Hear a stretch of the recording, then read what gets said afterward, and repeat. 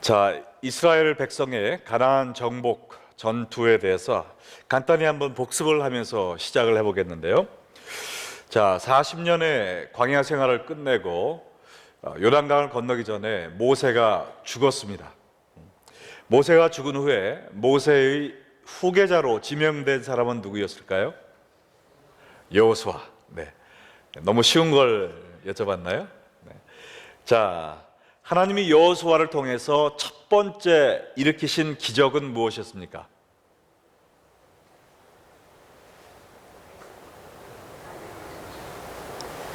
힌트를 드리는데요. 그렇죠. 요단강이 갈라지는, 그렇죠? 요단강이 갈라지는 기적을 일으키셨죠. 그래서 요단강을 기적적으로 맨 땅으로 걸어서 건너가서 가나안에서 제일 먼저 점령한 성의 이름은 무엇일까요? 여리고성. 네, 맞습니다. 근데 여리고성을 손도 한번 쓰지 않고 점령한 후에 교만하여져서 하나님께 물어보지도 않고 또 아간의 탐심으로 인하여 참패를 당했던 성의 이름은 뭐죠? 아이성. 그렇죠.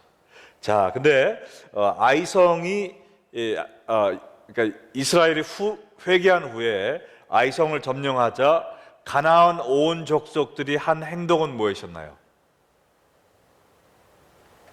지난주에 배웠는데, 이렇게 있다간 다 죽겠다. 그러니까 연합군을 결성하자, 그렇게 했죠. 그래서 연합군을 결성했는데 마지막 질문입니다. 가나안에 있는 모든 족속 가운데 연합군에 동참하지 않고 사신을 보내서 이스라엘과 화친하기로 한 족속의 이름은 무엇일까요? 기브온. 네, give up이 아니라 기브온. 기브온 족속. 자, 그래서 이스라엘을 도우시는 하나님의 능력을 보고 우리들은 도저히 이스라엘을 이길 수 없다라는 결론을 내리고 이스라엘과 평화 조약을 맺기 위해서 멀리서 온 것처럼 속임수를 써서 평화 사신을 보냈습니다.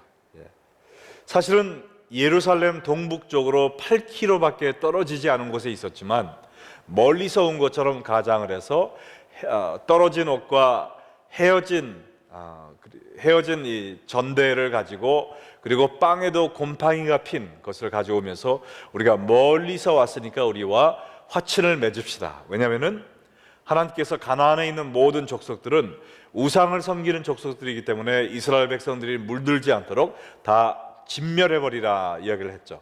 그러나 가나안 밖에 있는 백성들은 화친을 맺어도 좋다라고 이야기하셨기 때문에 이것을 알았던 기브온 족속은 가나안 안에 살았음에도 불구하고 화친을 맺기 위해 속임수를 써서 우리가 먼 곳에서 왔다라고 이야기를 했습니다. 이때 이스라엘 리더들은 여호수아를 포함한 이스라엘의 족장들은 경솔하게 하나님께 물어보지도 않고 거기서 그래, 우리가 너희들을 보호해 주겠다, 너희들이 우리에게 조공만 바치면 우리는 너희들을 해치지 않겠다라는 맹세를 했습니다. 오늘 읽은 본문의 말씀은 이스라엘이 기브온에게 속은 것을 깨닫고 어떠한 조치를 내렸는지, 그리고 이스라엘이 내린 형벌에 대해서 기브온 족속이 어떻게 반응했는지, 그리고 이 기브온 족속들을 하나님은 어떻게 대해 주셨는지에 관한 이야기가 나오는데요. 오늘 이 말씀을 통해서 저도 사실 별로 기대를 안 했어요. 이걸 준비하면서도 또 뭐가 나올까라는 기대를 안 했는데 저도 준비하면서 참 많은 은혜를 받았습니다. 우리 기독교인으로서 살아갈 때 상당히 큰 교훈 세 가지를 얻게 됩니다. 중요한 본보기 세 가지를 보게 되는데 첫 번째 우리의 본이 되는 것은 무엇이냐? 하나님 앞에서 맺은 약속을 끝까지 지킨 이스라엘입니다.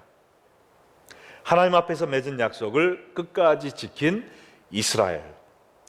자, 16절로 18절에 보면 이렇게 나와 있죠. 그들과 조약을 맺은 후 사흘이 지나서야 그들이 이웃에서 자기들 중에 거주하는 자들이라 함을 들으니라. 이스라엘 자손이 행군하여 셋째 날에 그들의 여러 성읍들에 이르렀으니 그들의 성읍들은 기브온과 그비와 그에롯과 그리앗 여알입니다. 그러나 회중 족장들이 이스라엘의 하나님 여호와로 그들에게 맹세했기 때문에 이스라엘 자손이 그들을 치지 못한지라. 그러므로 회중이 다 족장들을 원망하니. 그 당시에 두 나라가 화친을 맺으면, 지금도 그렇지만 의례적으로 상대국을 방문하는 관습이 있었습니다. 그래서 기브온에서 이스라엘로 왔기 때문에 이스라엘에서 사절단을 만들어서 기브온 땅으로 보낸 것이죠. 근데 아마 몇 달이 걸려야 갈 것으로 생각을 하고 아마 여장을 두둑히 단단히 준비했겠죠. 그런데 가다 보니 웬일입니까? 사흘이 지나지 않아서 벌써 도착을 한 거예요. 그것도 예루살렘에서 갔으면 하루밖에 안 걸렸을 길인데 길갈에서 떠났기 때문에 사흘이 걸렸습니다. 그래서 이 기브온 족속이 먼 땅에서 온 사람인 줄 알았는데 하나님이 전멸하라고 이야기하신 이 가나안 족속이었구나, 이것을 깨닫게 된 것이죠. 그래서 이 정황을 잘 살펴보지도 않고 하나님께 여쭤보지도 않고 경솔한 결정을 내림으로 말미암아 하나님의 명령을 거역하게 한 이스라엘의 족장들 여호수아에 대한 비난의 화살이 막 쏟아지기 시작했습니다. 그때 만약에 인터넷 신문이 있었다면 아주 심한 악플들이 많이 달렸겠죠. 이것이 한국에서 일어났다 그러면 사람들이 뭐라 쓸까요? 다 옷 벗어, 다 관둬, 뭐 조금만 잘못하면 옷 벗어 얘기하잖아요. 다 잘라야 된다, 목 잘라야 된다, 뭐 이렇게 얘기가 나오겠죠. 자, 그때 이 비난의 화살을 맡고 있던 여호수아와 이스라엘 족장들이 어떻게 행동을 했는가 한번 보시겠습니다. 만약에 여러분들이었다면 그 난국을 어떻게 해결하시겠어요? 많은 사람들은 어떻게 합니까? 책임 회피, 책임 전가. 아담도 하나님이 왜 네가 죄를 졌냐 했을 때 하나님이 주신 이 여자가 나로 하여금 먹게 했습니다. 책임을 전가시켰잖아요. 책임을 회피하려고 합니다. 근데 사실 이 모든 것은 기브온이 거짓말을 했기 때문에 생겨난 일이에요. 그러므로 기브온에게 모든 것을 뒤집어 쓰이고 너희들이 잘못했기 때문에 너희들과 맺은 조약은 파기다. 이거는 없던 걸로 한다. 그리고 너희가 우리를 속인 죄까지 더해서 한 명도 안 남기고 너희를 씨를 말려버리겠다 하고 전멸시켜도 누가 뭐라고 말할 수 없는 상태였습니다. 아무런 하자가 없는 결정이었을 거예요. 그럼에도 불구하고 이스라엘 족장들은 그 결정을 내리지 않습니다. 19절과 21절까지 보겠습니다. 모든 족장이 온 회중에게 이르되 우리가 이스라엘의 하나님 여호와로 그들에게 맹세하였은즉 이제 그들을 건드리지 못하리라. 우리가 그들에게 맹세한 맹약으로 말미암아 진노가 우리에게 임할까 하노니 이렇게 행하여 그들을 살리리라 하고 무리에게 이르되 그들을 살리리라 하니 족장들이 그들에게 이른 대로 그들이 온 회중을 위하여 나무를 베며 물을 깃는 자가 되었더라. 그 사람들에게 모든 책임을 전가시켜도 아무런 문제가 되지 않을 그 상황이었습니다. 그럼에도 불구하고 이 이스라엘 족장들은 하나님의 백성으로서 자기의 행동에 책임을 질 줄 아는 성숙한 모습을 보였다는 것이죠. 비록 백성들의 원성과 불평을 듣고 자기의 명예가 땅바닥에 떨어진다 할지라도 하나님의 이름으로 맹세했기 때문에 비록 거짓으로 시작된 계약이지만 그럼에도 불구하고 내가 하나님의 이름으로 맹세했기 때문에 이 맹세는 내가 지킨다는 것이죠. 이건 보통 결단이 아닙니다. 우리에게 피해가 돼도 내가 속아서 한 약속이라 할지라도 하나님의 이름으로 했기 때문에 이것은 지킨다는 것이죠. 내 목이 달아나도 여기서 내가 백성들에게 완전히 쫓겨난다 할지라도 하나님 앞에 맺은 언약은 지킨다. 놀라운 결단인 것입니다. 하나님의 백성은 하나님의 영광을 위하여 살게 됐기 때문에 자신이 한 말은 끝까지 책임지는 성숙한 삶을 살아야 된다는 본을 보여주고 있습니다. 할렐루야. 어떻게 여기를 교묘하게 내가 약삭빠르게 피해날까? 어떻게 내가 살아날 수 있을까? 다른 사람에게 샥 돌리고 내가 이 난국을 어떻게 모면할 수 있을까라는 것을 생각하는 것이 아니라 나는 어떻게 될지언정 하나님의 영광이 땅에 떨어지지 않기 위해서 내가 한 약속을 지킨다는 것입니다.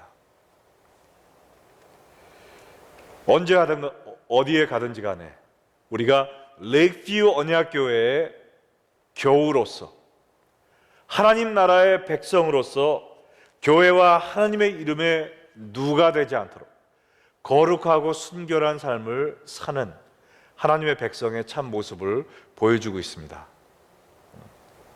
바울은 고린도 성도들을 통해서 뭐라고 그랬습니까? 너희들이 그리스도의 편지니 그랬습니다. 이 말이 뭐죠? 성경은 그때는 편지를 모아서 쓴 것이 성경 아닙니까?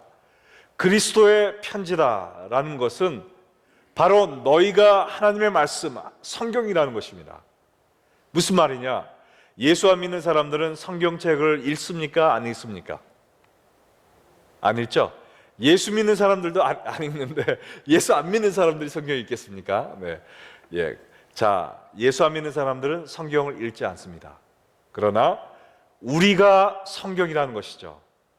우리의 삶이 오픈북이라고 했거든요. 이게 영어로는 오픈 레터. 우리의 삶이 예수님을 보여주고 구원의 진리를 이 세상에 보여줘야 될 하나님의 살아있는 성경이라는 것이죠. 이게 사도 바울이 한 얘기고 하나님이 우리를 향해서 한 말씀입니다. 우리가 예수 믿는 사람으로서 교회에 와서만 할렐루야 하고 뭐 눈물 흘리고 찬양하고 여기서 끝난다면 아무런 의미가 없는 거죠. 하나님이 원하시는 성도의 삶은 무엇이냐? 우리가 밖에 나가서 예수 안 믿는 사람들과 같이 생활할 때 우리의 삶을 통해서 예수님을 보여줄 수 있어야 된다는 것이죠. 성경은 읽지 않지만 예수 그리스도를 믿는 사람들의 삶을 읽는 그들에게 참 예수님의 모습을 보여줘야 된다는 것입니다. 여러분 주위에 있는 분들이 성경을 읽지 않고 있는데 여러분의 삶을 통해서 나타난 그 모습으로만 예수님을 배우게 된다면 그 예수님의 모습은 어떤 예수님일까요? 정말 성경에 나와 있는 완전하고 거룩하고 순결하고 희생적인 그 예수님의 모습일까요? 아니면 성경과는 동떨어진 이 세상 사람들과 전혀 다름이 없는 그러한 변질된 예수님의 모습은 아닐지 우리가 생각을 해야 될 것 같습니다. 이 세상 사람들은 우리의 언어와 우리의 행동과 우리의 결정에 따라서 예수님을 평가합니다. 기독교를 평가합니다. 교회를 평가합니다. 그러므로 우리의 삶이 내가 비록 어떠한 불이익을 당한다 할지라도 하나님의 명예는 지킨다. 그러한 책임감을 가지고 살아야 된다는 것이죠. 제가 얼마 전에 운전하고 가는데 앞에 누가 스티커를 이런 걸 붙였어요. Honk if you love Jesus. 예수님을 사랑하면 크락션을 울려라. 그래가지고 제가 하도 반가워서 빵빵 빵빵 했죠. 그랬더니 그 사람이 창문을 쓱 내리더라고요. 그래서 할렐루야 손을 흔들 줄 알았더니 손을 딱 들어가지고 가운데 손가락을 저한테 확 내미는 거예요. 그게 뭐죠? 그게 미국에서 할렐루야 뜻입니까? 얼렐루야죠. 그건 완전히 욕하는 거 아닙니까? 자기가 예수님을 사랑하면 크락션 울리라고 붙여놓고도 제가 크락션을 울렸더니 그걸 잊어버리고 저한테 쌍욕을 해대는 거예요. 만약에 제가 기독교인이 아니었고 난크리스찬이 그러한 일을 당했다면은 교회에 대해서 뭐라고 생각할까요? 기독교인들에 대해서, 하나님에 대해서 뭐라고 생각할까요? 우리는 느끼지 못해도요, 우리 주위에 있는 불신자들이 우리의 삶을 현미경으로 보고 있다는 것이죠. 이런 때 예수쟁이들은 어떻게 하나? 이렇게 프레셔가 쌓일 때, 이러한 곤란한 일을 당할 때 예수 믿는 사람들은 어떻게 하나? 뚫어지게 보고 있습니다. 그때가 바로 예수님의 모습을 보일 수 있는 절호의 기회입니다. 나에게 어떠한 불이익이 찾아온다 할지라도 하나님의 영광을 위하여 하나님 앞에서 맺은 약속은 끝까지 지킨다. 이러한 삶을 사는 여러분 되시기를 주의 이름으로 축원합니다. 자, 두 번째 우리의 본이 될 만한 모습은요, 하나님을 두려워하고 경외한 기브온의 모습입니다. 하나님을 두려워하고 경외한 기브온 족속의 모습. 자, 여호수아는 그의 맹세대로 기브온 족속을 살려주었지만 그들의 거짓말의 대가로 그들이 이스라엘의 종이 될 것을 선포했습니다. 22절과 23절에 보면 여호수아가 그들을 불러다가 말하여 이르되 너희가 우리 가운데 거주하면서 어찌하여 심히 먼 곳에서 왔다고 하여 우리를 속였느냐? 그러므로 너희가 저주를 받나니 너희가 대를 이어 종이 되어 다 내 하나님의 집을 위하여 나무를 베며 물을 깃는 자가 되리라 하니. 자, 이 여호수아의 판결을 들은 기브온 족속들은 어떻게 대답했는지 보세요. 24절과 25절을 봅니다. 그들이 여호수아에게 대답하여 이르되 당신의 하나님 여호와께서 그의 종 모세에게 명령하사 이 땅을 다 당신들에게 주고 이 땅의 모든 주민을 당신들 앞에서 멸하라 하신 것 같이 당신의 종들에게 분명히 들리므로 당신들로 말미암아 우리의 목숨을 잃을까 심히 두려워 이같이 하였나이다. 보소서, 이제 우리가 당신의 손에 있으니 당신의 의향에 좋고 옳은 대로 우리에게 행하소서 하니라. 자, 두 가지의 대답을 하고 있습니다. 첫 번째는 하나님을 향한 신앙을 고백하고 있는 거예요. 지금 당신의 신인 하나님께서 이렇게 말씀하셨기 때문에 하나님의 말씀대로 우리는 살아남을 수 없음을 믿습니다. 그러므로 우리가 죽지 않기 위해서 하나님의 백성이 되기를 원합니다. 지금 그 얘기하는 것입니다. 우리에게도 신이 있고 우상이 있지만 이 세상에서 하나님만이 유일하신 참신이시고 하나님이 하신 말씀은 반드시 이루어지는 것을 믿기 때문에 우리가 하나님의 말씀대로 살아남지 못할 것을 알았기 때문에 오늘 우리가 하나님의 백성인 당신들 앞에 무릎을 꿇습니다. 이 말 아닙니까? 이 기브온 족속이 힘이 없어서 전쟁을 못한 것이 아니에요. 우리가 다음 10장 1절에 보면은요, 아이성보다 훨씬 힘이 세다라고 나와 있습니다. 가나안 모든 족속 중에서 가장 크고 강했던 족속 중에 한 명입니다.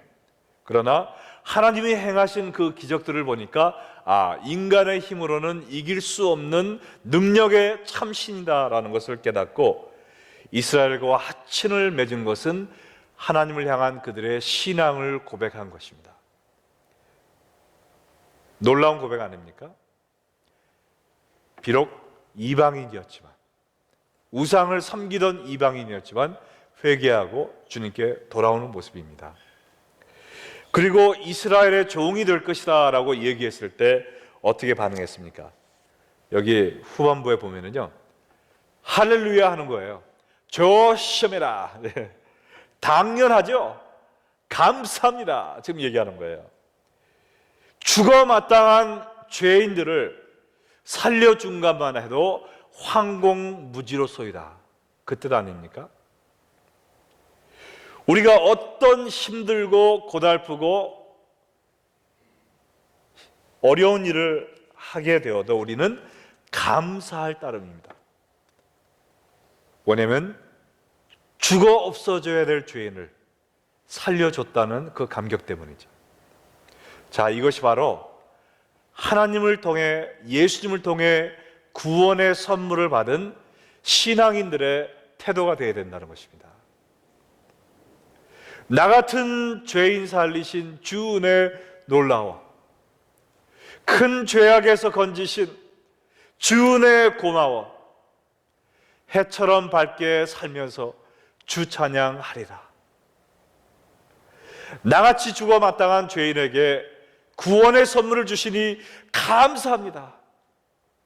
내가 어떠한 힘든 일을 한다 할지라도, 사람들이 아무리 나를 종 취급한다 할지라도, 내가 교회에서 화장실 청소를 하도록 부탁을 받는다 할지라도, 내가 날마다 설거지만 죽도록 하는 일을 맡는다 할지라도 할렐루야 찬송하겠습니다라는 것이죠.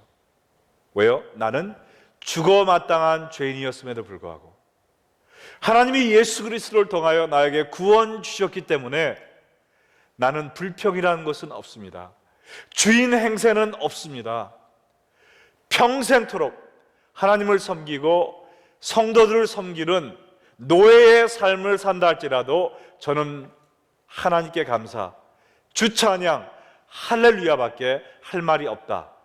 이러한 심정으로 사는 것이 구원받은 성도의 참된 자세라는 것입니다. 여러분은 이러한 마음을 갖고 살고 계십니까? 아니면 교회 와서 내가 대접을 받아야지, 내가 너보다 잘났는데 왜 나한테 인사하네, 왜 나를 하인 취급해, 왜 나를 우습게 봐, 그래가지고 싸움 나는 거 아닙니까? 내가 남보다 더 높다, 낫다고 생각하기 때문에 싸움 나는 거잖아요.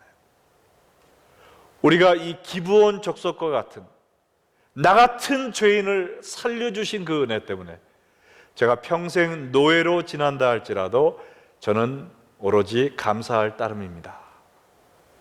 이러한 마음 자세로 주를 섬길 때 하나님이 영광 받으시는 거죠. 남들이 나를 통해 은혜 받는 것입니다.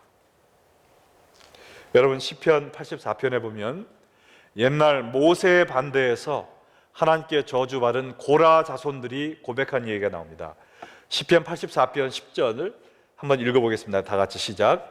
주의 궁전에서의 한 날이 다른 곳에서의 첫날보다 나은즉 악인의 장막에서 사는 것보다 내 하나님의 성전 문지기로 있는 것이 좋사오니. 이게 다윗이 한 말이 아니고요, 고라의 자손들이 한 말입니다. 고라가 모세를 대적하고 하나님을 대적했다가 하나님이 땅을 갈라서 완전히 땅속으로 가라앉게 만들었잖아요. 그 남은 자손들이 하나님이 어떻게 하셨냐면요, 그 사람들을 성전에서 일하는 사람들로 만들어줬어요. 그들의 마음속에는 어떤 마음과 태도가 있습니까? 아니, 우리 조상들은 하나님을 대적한 역적들인데 우리에게 하나님을 섬길 수 있는 이러한 특권을 주시다니, 주의 궁정에서 한날을 섬기는 것이 클럽 메드에 가서, 저기 카리비안 그런 데 가서 첫날 지내는 것보다 훨씬 더 좋다는 것입니다. 악인의 궁궐에서 사는 것보다 내 하나님의 성전 가장 낮은 문지기의 자세로 사는 것이 나에게는 훨씬 더 영광스럽다는 것입니다. 왜요? 나 같은 죄인 살리신 주 은혜 고마워. 이 구원받은 죄인의 심정이 있기 때문에 이런 고백이 나오는 것이죠. 우리가 이러한 종의 모습을 잃지 말아야 될 줄로 믿습니다. 기브온 족속과 같이 교회 나온 지 10년, 20년, 30년 됐다 할지라도, 내가 무슨 장자리를 많이 달고 있다 할지라도, 주여, 저는 죽어 마땅한 죄인이오니 제가 아무리 하인 취급을 받아도, 사람들이 아무리 괄치를 해도 주의 십자가의 은혜 하나로 저는 만족하고 감사하나이다. 이거보다 더한 취급을 받아도 싼 전데 저를 살려주시고 주의 성전에 나와 예배드릴 수 있는, 주를 섬길 수 있는 이 작은 봉사의 직을 주신 것, 주여 감사합니다. 이러한 모습으로 섬겨야 될 줄로 믿습니다. 자, 마지막 세 번째는요, 저주를 축복으로 바꾸신 하나님의 모습입니다. 저주를 축복으로 바꾸신 하나님의 모습. 하나님은 악을 선으로 바꾸시는 분이라는 것이죠. 기브온의 거짓말에 대한 형벌로 이스라엘이 종이 되었습니다. 그러나 하나님은 그들의 마음속에 하나님을 믿었기 때문에 거짓말을 해서라도 하나님의 백성이 되기 원했던 이 기브온 족속들의 참 심정을 아셨어요. 그래서 종으로서 그저 이스라엘 사람들의 개인적인 몸종을 하는 것이 아니라 어떤 일을 하게 하셨는지 한번 보시기 바랍니다. 26절과 27절에 여호수아가 곧 그대로 그들에게 행하여 그들을 이스라엘 자손의 손에서 건져서 죽이지 못하게 하니라. 그날의 여호수아가 그들을 여호와께서 택하신 곳에서 회중을 위하며 여호와의 제단을 위하여 나무를 패며 물을 깃는 자들로 삼았더니 오늘까지 이르니라. 여호와께서 택하신 곳은 성막을 의미합니다. 아직 성전이 지어지지 않을 때였으니까 성막에서 드리는 제사를 위하여 제단에서 이제 제물을 태우기 위해 필요한 나무를 준비하는 일을 맡겼어요. 그리고 제사장들이 정결 의식에 사용할 물을 깃는 그 일을 맡겼습니다. 이것은 과거에는 하나님께 택함 받은 레위 족속들만 할 수 있던 일이었습니다. 그러나 비록 이방인이었지만 거짓말의 죄를 지었지만 하나님의 백성이 되기 위한 간절한 마음을 갖고 있는 사람들에게 하나님은 종의 일을 하되 하나님의 성전에서 섬기는 일을 함으로 말미암아 옛날의 우상 숭배 생활로 돌아가지 않도록 보호해 주셨죠. 그리고 또한 하나님만 섬기며 살 수 있는 이런 울타리를 마련해 주신 것입니다. 그들의 저주가 변하여 축복이 되었잖아요. 오늘까지 이르니라 그랬는데 한두 번만 그런 것이 아니라 자손 대대로 하나님을 섬기며 살 수 있는 축복의 족속들로 바꿔주셨습니다. 성경을 보면은요, 나중에 기브온에 모세가 지었던 하나님의 성막이 예루살렘에 있지 않고 기브온에 있었습니다. 역대하 1장 3절 보시겠어요? 솔로몬이 온 회중과 함께 기브온 산당으로 갔으니 하나님의 회막 곧 여호와의 종 모세가 광야에서 지은 것이 거기에 있습니다. 솔로몬이 1000번제를 드리고 하나님으로부터 지혜의 선물을 받은 것도 기브온 성막 아니었습니다. 얼마나 놀라운 은혜입니까? 옛날에 우상을 섬기는 족속으로 가나안 모든 족속들과 함께 전멸을 당해야 그럴 수밖에 없는 그러한 죄인이었습니다. 그러나 하나님을 믿고 하나님의 백성이 되기 위해 종으로 헌신한 그들을 하나님은 성전에서 일하게 하시고 그들이 있는 기브온 땅에다가 성막을 놔두게 하셨다는 것, 얼마나 놀라운 저주가 변한 축복입니까? 할렐루야. 자, 여호수아 때부터 하나님을 섬겼는데요, 다윗 왕과 솔로몬 왕 때 곧 왕정 시대에도 성전을 섬겼습니다. 에스라 8장 20절에 보니까 다윗과 방백들이 레위 사람들을 섬기라고 준 이제 기드온 사람들이 느디님이라는 이름으로 나오거든요. 느디님 사람 중 성전 일꾼은 220명이었는데 그들은 모두 지명받은 이들이었더라. 성전을 섬기는 사람들이 자그마치 220명이 뽑혀서 온 사람들이 기드온 족속이었습니다. 얼마나 큰 축복입니까? 자손 대대로 이방인의 신분에서 하나님을 섬기는 제사장과 성직자로 바뀐 것입니다. 그뿐만 아니라 이스라엘과 유다가 멸망하고 바벨론으로 포로로 끌려갔죠. 그 다음에 바벨론 포도 시대가 지나간 후에 예루살렘으로 돌아와서 느헤미야가 성벽을 지을 때도 그때까지도 기브온 사람들이 하나님 편에 서 있었단 말이죠. 느헤미야 3장 6절과 7절에 보면 이제 그 각 파트를 누가 재건했냐 나와 있지 않습니까?